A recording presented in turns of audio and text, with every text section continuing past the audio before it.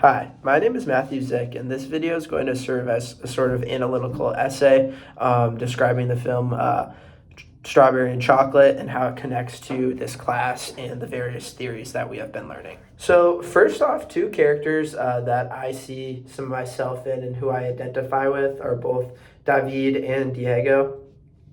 I think David resonates with me because I consider myself somewhat of a rule follower, and I especially think, for him, especially towards the beginning of the film, he was very much a rule follower, but a lot of that is because of some of the power or perceived power that the Cuban government had over Cubans in the 1970s, which connects to some of the ideas we've been learning from Michael Foucault, who believed that power was more of a way of convincing people without fear or violence, which obviously by that definition, the Cuban government did not have power because a lot of their strategies to keeping individuals acting the way that they wanted to was through censorship and suppression and just fear in general of the Cuban government.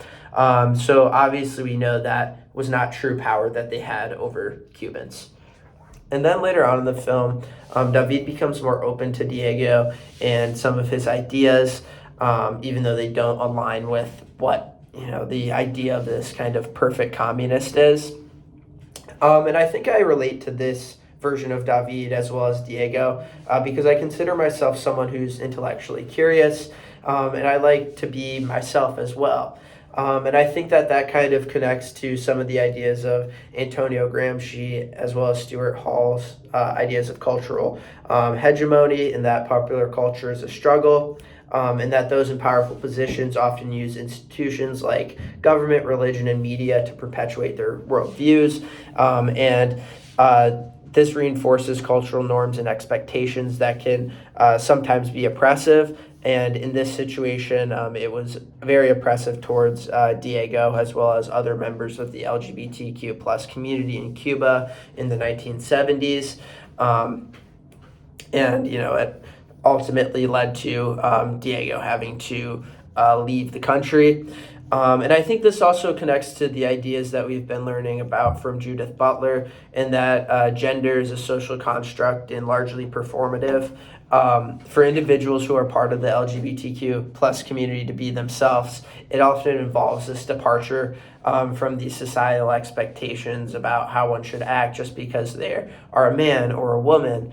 And for Diego to be himself, he really had to depart from these expectations. And, again, a lot of this, had to be very difficult for him because there was this perceived sense of power from the Cuban government and the ways you should act, and kind of this fear, of how they could, retaliate if you didn't, act in a certain way.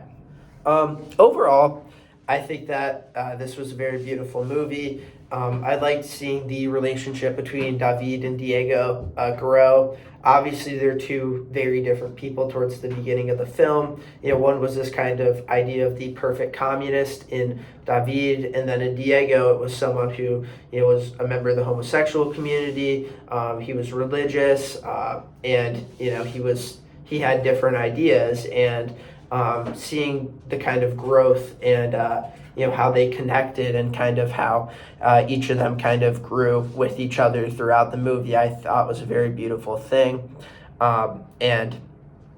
It's unfortunate that certain individuals were treated so poorly in Cuba in the 1970s, but I think overall this was a very beautiful movie, and I enjoyed it very much. So that's going to be my video essay. I appreciate you watching.